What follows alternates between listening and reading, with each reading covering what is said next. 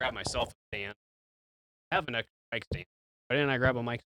I don't know. Why didn't you grab a mic stand? I don't know. There's nothing stopping you. You silly boy. Started. We already started. We already started. Hello and welcome back to Geek and Speak, the Geek and Seek podcast, where we talk about Magic the Gathering and stuff like that. Today is our very special Halloween episode. We are talking about spooky cards, and that can mean whatever the heck we want it to mean for spooky cards, whether it be scary art, scary flavor text, mechanically does something a little unsettling. It could mean a lot of different things.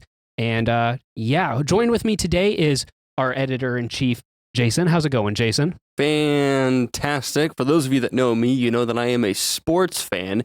And today, not the day that you're seeing this, but today on Sunday, we had a fantastic little day as Lions fans. If you're a Minnesota Vikings fan out there, gotcha. Other than that, pretty good. I like to hear it. And then we also have Preston. How's it going, Preston? Going pretty good. I'm excited to talk about some spoopy cards. Heck yeah. And if you want to help out the channel, you can do all the YouTube algorithm stuff. That being liking the video, leaving helpful comments, or keeping the conversation going. Being subscribed if you're not already. Checking out all of our other videos. If you want more spooky stuff, we have a Halloween episode of our Commander gameplay series from last year. You should go check that out. And then if you want to go the extra mile, you can head over to patreon.com/geekandseek YouTube. And you can also keep the conversation joining by joining our Discord. Link to that in the description of this video as well. My favorite comment from this last week, this is from 2 podcast episodes ago, where we were doing a tier list of some of the most popular commanders according to EDH Rec. This is from Tabami. I'm not going to read the whole comment because it's quite long, but he basically said he liked the criteria we had for ranking and doing our tier list. We liked that we weren't just talking power level like a lot of other channels do. He liked that we had a lot of other things we were keeping in mind because Commander's the place where you just play cool cards for the sake of playing cool cards. And then he said that he did all the things you're supposed to do, like subscribe and hit the bell and all that stuff. So what a G. Welcome to the Geek and Seek gang. Almost to 3K, guys. Almost to 3K. Let's get Almost to there. 3K. Hit that subscribe button. Help us get there. Yeah. All right. Let's head into, each of us have 3 cards that we specifically want to talk about for spooky cards. And again, that criteria can mean anything. It can be that the art is scary. It can be that the flavor text is scary. It has a lot that can go into it. But to start it off, to give a little bit of pretext as to why we might have chosen the cards that we chose, what gets under your guys' skin? Preston, you want to start us off? What actually genuinely scares the Preston the Beston? Well, the thing is, for me, I don't really get that scared all that often. Like, when I'm watching a horror movie or something, or playing a game, sometimes it'll get there, but, like, images never really do much for me. So all the ones I picked were either, like, the concept was scary if I felt like it would actually happen in real life, or they reminded me of something that I liked from, like, my childhood or something. We'll get to that later. Okay, fair enough. That's what I picked. Fair enough. And then, Jason, what about you? What gets under your skin? Gives you the heebie-jeebies? So, just like more, it's unsettling images, or like, posing situations, like just like imagine like getting paper cuts between each of your fingers, like that type of stuff. Just, no, not a fan. Why'd you have to put that image into my mind? Because I had to give context as to like what actually scares me. When I was a kid, I used to get scared a lot more than now. Like the first time I ever watched the horror movie Freddy vs. Jason, I like literally couldn't sleep in my own bed by myself for a week. It was terrifying. But now, I mean, these days I don't really get scared from horror movies or anything like that. So it's really just like unsettling images or like those types of like, hey, could you imagine if this happened? Like, I don't wanna. Yeah, fair enough. And then I guess for me, I didn't say my name during the intro, did I? Hi, I'm your host, Morgan. They know who you are. We definitely have not done 70-something episodes of this podcast, and we should be good at this by now, but we're not. But I guess for me, I'm not really scared of like ghosts or demons and stuff. My theology prevents me from being scared of that stuff. And then I'm not really scared of monsters because I have, practical reasoning. But what does scare me is stuff that is like human beings just doing messed up things to other human beings, because that's actually something that does happen. So I feel like that's going to be portrayed in a lot of the cards that are on my list and a lot of other cards that I was considering for my list. And again, this obviously, between the 9 cards we're talking about today, can't be an extensive list. So you need to let us know in the comments what are some other cards that you think we should have talked about or make your top 3. So, Preston, you want to start us off with your first card? Yeah, so first up, I went with Arithmethy's Slumbering Isle. It's 2 in a green and blue for a legendary creature Kraken, 12/12. It enters tapped with 5 slumber counters on it. While it has a slumber counter on it, it's a land, and whenever you cast a spell, you can remove a slumber counter from it, and then you can tap it to add a green and a blue. This one's pretty simple. If you fight like a werewolf or a vampire, you know what you can do in that scenario. It might not work, but there's a plan and a well-established idea. If the island you live on suddenly became alive, I think you just give up. Farewell, brother. I think you're just like, all right, God decided I'm not lucky. We'll deal with it. Yeah, I guess that's pretty good. accurate. You know, honestly, like if the ground beneath my feet came alive and started to attack me, it'd be like, do I just die? I think I just die right now. There's no way out of that situation. I guess that's a good point. Like with your analogy, you know, the spike through the heart for the vampires or the silver bullet for the werewolf. What do you do about, you know, your home falling It's a apart? Kraken. Yeah, because it's a giant 12/12 like land. just try and cause as much pollution in a short amount of time as possible, I guess. Yes, Jason, pollution. That's the answer to all of our problems. That's the answer to like finding like a giant island. If I the guess. water monster, your best bet is to throw one of those plastic 12-pack can things in the water and just hope that does it. Oh, just if that doesn't work, it gets the sea turtles. It might get this guy. Damn, that's rough. Jason, why don't you go ahead and lead us through your first card? Okay, so the first card that I chose was Claustrophobia. It's an enchantment aura. It's an enchant creature. When it enters, tap the enchanted creature, and then the enchanted creature doesn't untap during its controller's untap step. I feel like claustrophobia, it's like pretty obvious why I chose that, because it's a very common fear for a lot of people. But the art specifically on this has a guy like in a coffin that's like the width of his body, and like you just can't like if you. I'm not really claustrophobic myself, but I've been in those situations where it's like I'm just closed in, like whether it's, you know, at like a music festival or something like that, like a sporting event where it's like you're just shoulder to shoulder with people and you have no room, and it's like you feel like you can't breathe. And then just the thought of like being trapped in a coffin that's like not big enough for you to even like roll over or turn or anything like that, it's just unsettling. He has enough room to scratch at the lid. That's all he can do. Yeah, you can see his like fingernail marks in the wood of the top of the coffin. And then the flavor text is 6 feet of earth muffled his cries. Yeah, that's terrifying. Being buried alive in general would just kind of suck. That would not be a good part of your day. You know, that was a problem.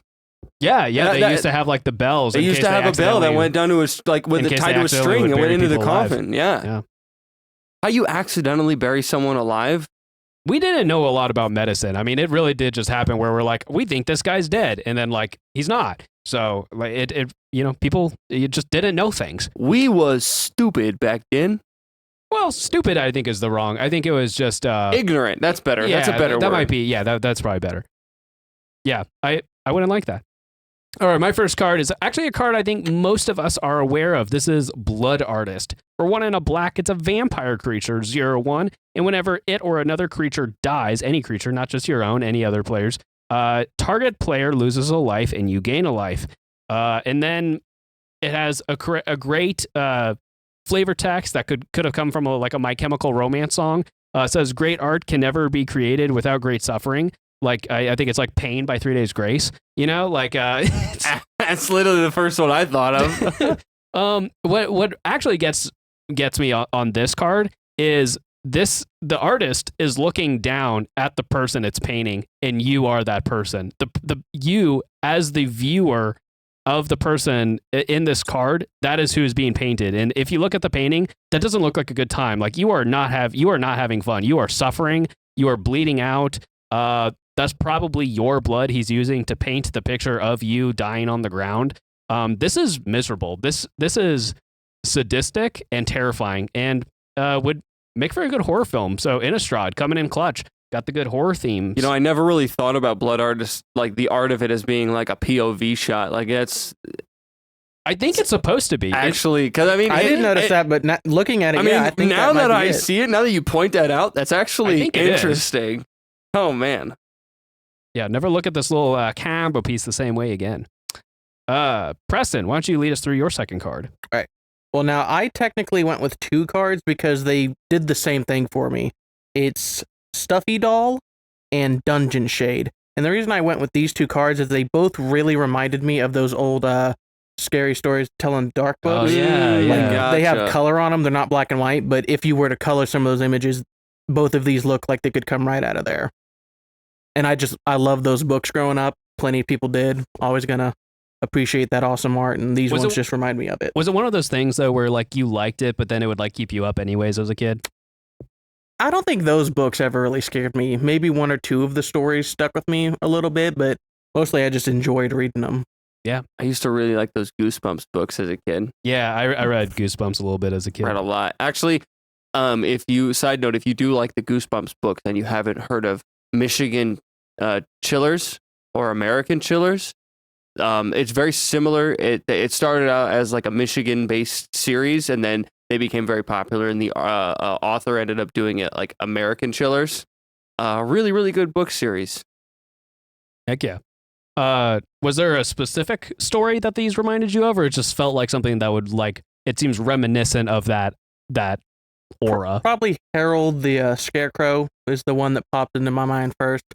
Like that sort of kind of human-y look, but not really, little blobby and weird. They both sort of have that going on. Bit Uncanny Valley. Yeah. I can get behind that. Speaking of things from our childhood that are terrifying, Jason, what do you got next for us? So the next card that I wanted to bring up for this episode was Giggling Skitterspike. So it's an artifact creature toy. It's a 1/1 with indestructible, and whenever it attacks or blocks or becomes the target of a spell, it deals it deals damage equal to its power to each opponent, and you can make it monstrous for 5 mana. This specifically, and I know that I'm not the only one who thought of this, but this immediately reminded me of that doll from Toy Story that Sid made. The doll with like the freaking spider legs. The reason that I brought this up is because I vividly remember when I was a child watching Toy Story for the first time and seeing that thing for the first time. I was genuinely terrified. Like, that is the most nightmare fuel, like, from my childhood that I can remember. Like, that thing actually scared me when I was a kid. And then just the thought of like a baby head, like in a cage, walking around like a spider. No, thank you. No, thank you. Please don't. Please. Is it just specifically the one from Toy Story, or is it just dolls in general give you the heebie-jeebies? No, dolls in general don't. Actually, one of my grandparents in Michigan, she's like a doll collector, and so like I would see dolls like that all the time. It's the fact that like it's not how a doll is supposed to look. Right. Like something very horrible happened to this doll, and it is now this horrible, awful monstrosity. We talked about this on we've made several Duskmorn episodes of the podcast, but we did talk about this in one of them. It does seem like really like just a fun card to try to play with. Kind of like Stuffy Doll, I think is probably similar to how it plays. I actually died to this card. Really? You actually died to it? Yep. Wow. But yeah, you're not the only one to make the comparison to Toy Story. That's definitely what they were thinking about when they made the art for this card. There's no way they weren't. All right, my second card is Ad Nauseam, which is a famous card if you play CEDH or Modern. This is for 3 black. It's an instant that says, reveal the top card of your library and put that card into your hand. You lose life equal to its converted mana cost. You may repeat this process any number of times. The reason that this card specifically is so brutally terrifying is that this is a man who, the flavor text gives us a hint. It says, when the task spilled over into undeath, he stopped calling it his life's work. So this is a guy who's like doing some kind of research or something. He's got his papers and his books all over the place, and he dedicated his life to trying to figuring something out. And now he's dead. He's some kind of zombie, and he's still at it. And body horror specifically, really, it makes me very uncomfy. There's a lot of really messed up things happening to this guy. He's I think it's implied that he's like already dead, like he's a zombie or something, but still, like he's decayed, he's got body modifications. This would not be a good way to spend your afterlife. This looks miserable. Good card. Oh yeah, great Solid card. Yeah, card. cool It's card. scary in a game sometimes. It's Yeah, scary yeah. in a game for sure. So I get double points. If we were keeping track of points in this, if there was a mini game inside the podcast of who has the scariest cards, I get double points because it's scary in game You and out. completed a side quest. Yeah. I'm already on a quest. Yeah, I like it. Preston, you got what? One more card? Why don't you talk to us about it? So next up, we have Season of the Witch. For 3 black, it's an enchantment that says, at the end of each player's turn, all of his or her untapped creatures that could have attacked but did not are destroyed. If you do not pay 2 life during your upkeep, Season of the Witch is destroyed.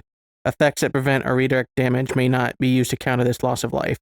So one, I wanted to showcase this card because I had never seen it before. I thought it was just a cool little enchantment to put in your like black decks that want to kill a bunch of creatures.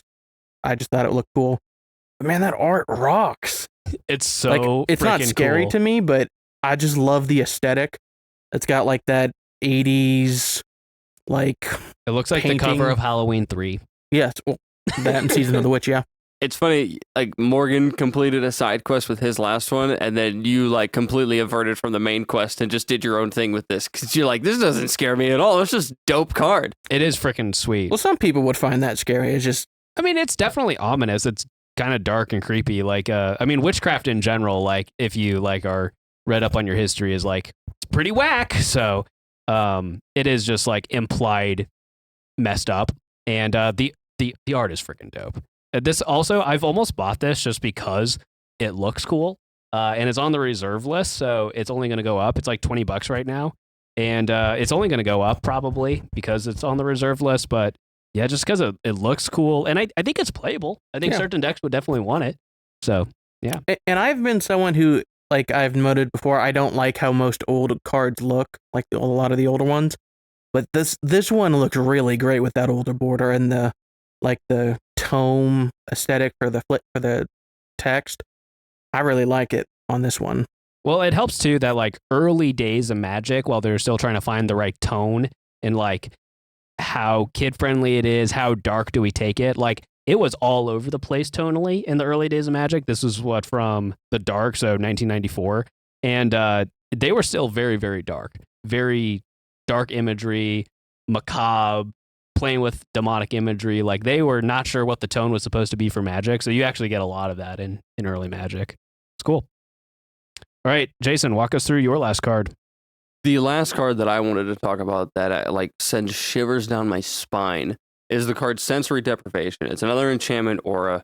1 blue, it's enchant creature. An enchant creature gets -3/-0. It's not the strongest card out there, but the art on this card is horrifying. I mean, just imagine your mouth and your eyes being sewn shut, like a needle going into like your upper and lower lip over and over again, sewing it shut. Also, if you look at the art on this card, this dude like has no eyeballs. So someone gouged his eyeballs out before they sewed his eyes shut. Like this is just terrifying. On the bright side, wouldn't you already want to be like, well, I wasn't going to see anyways if you're going to get your eyes sealed shut? You are in unbearable agony at this point. So I don't think that there's a bright side in any regard. You know what makes it more messed up? His mouth isn't sewn closed. Whoever did it wanted it open. They sewed it open so that it stayed open. Probably so they could hear the screams. Hang on a second. Like it looks almost impossible for him to close his mouth if he wanted to. Like it's pulling on it in such a way. I don't think he can close that mouth. Oh man, the flavor text on this thing is just it's creepy. It's like they call it a Stitcher's anesthesia, a spell to deaden the senses while the mad doctors begin their grisly work. Literally, it's like it's not anesthetizing anything. It's literally just sewing your eyes and mouth shut so that while they torture you, you can't make a sound. I'm so glad we ended up getting several Innistrad cards in this list. We got a couple Innistrad's a Duskmourn, terrifying too. plane. Yeah, so I'm glad we got some of that stuff, because I think people think Innistrad, they think vampires and werewolves and stuff, and like it's definitely horror and it's a cool aesthetic, but like it's not like scary per se in like the modern sense. But it's cool that we still ended up with plenty of cool Innistrad cards. Yeah. All right, our last card for the day is my last card. This is Village Rites. Specifically, I am talking about the original printing of it from Core Set 2021. Which is for a single black mana. It's an instant that says at an additional cost to cast this spell, sacrifice a creature, and you draw 2 cards. This card always overperforms. If you've ever considered playing this card, just bite the bullet, try it out. It's an overperformer. It's sweet. But this is another POV shot. So putting you in the perspective of the horror, there's a bunch of people around you. Their eyes are glowing. You have your hands up. You're like, no, don't do it. And the flavor text is, you are so eager to take and consume, yet when asked to give, you refuse. Cannibalism, baby. Oh, it's dude. Freaking messed up. It's dark, twisted stuff. Like, you are in some kind of death cult that's eating people, and I don't know what the rules are in Core Set 2021 lore, or I guess this is probably from an actual plane or something because it's a core set, but I don't know what the sense of setting is here, but yeah, maybe they draw names out of a hat. It's like, oh, your name was pulled, so it's your turn to get eaten. So I don't know, but yeah, that's the duality of darkness there. Of you are being a murderous cannibal. Yeah, you are yourself a murderous cannibal, but then it eventually has to be your turn too. So terrifying. I hate it. I love this card. It's so good. I run it in a lot of my decks, and if it has a lot of utility because it's instant speed and because it's only 1 mana. But yeah, the idea of like being eaten by a cannibal cult, that sounds horrible. The only type of cannibals that I think would be more terrifying to be eaten by are like those people that live in like those undiscovered tribes or whatever, where like, you don't go to certain parts of the world or to the specific islands or whatever where these people live, because they will kill you and eat you. Like that's like a legit thing, and that sounds horrifying. Especially because like that's not even a situation that you could potentially talk your way out of. No. What do you be like? No, guys, I wouldn't taste very good, all right? Eat someone else. I don't think they're supposed to be cannibals. It's probably like a blood ritual thing. That's how I interpreted it. That could be. That very well could be. Because they look like cult attire. They have like the basin to catch it. The word consume in the flavor text is what makes me think possibly. I agree. I guess agree, that's fair. because I can't think of another. But if you look at all the other versions, I think you could be right. Like the print from Kaldheim looks like it's more like some kind of blood oath sacrifice, like maybe self-sacrifice even to some kind of god. The Strixhaven ones kind of look like that. So I could kind of see that maybe that's it. But the specifically the word consume in the flavor text on the original version is what makes me think that. That's and fair. especially, I don't know why else. Like if you were indoctrinated into being like sacrificed, I think you would be more willing to accept that than being eaten. That sounds way worse. Like in like ancient, on a psychological level. In ancient cultures where they would sacrifice people, a majority of that was like they understood that like it would be a great honor. The sacrifice was not only a great honor, but it was like likely for the greater good of everyone else in your community, needed. And you might be rewarded for it. Mm-hmm. Right.